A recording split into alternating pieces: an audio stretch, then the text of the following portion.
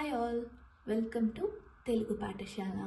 Today we are going to learn about Achulato Padalu, AI to Padalu and their English meaning. Let's get started. A to Padalu, Enugu, which means elephant. Edupu, which means crying. Edadi means ear. Emiti, what? Eru, kennel. Edi, which? Ekamu, one. Ekaki, lonely. Echu, shed tears.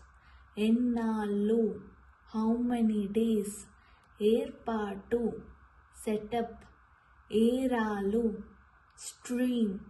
Elubadi, government or rule. Elakulu, cardamom. Edu, which means seven. Ekantamu means solitude. Etavalu means slant. Emarupatu means carelessness. Ekibhavinchu means to accord.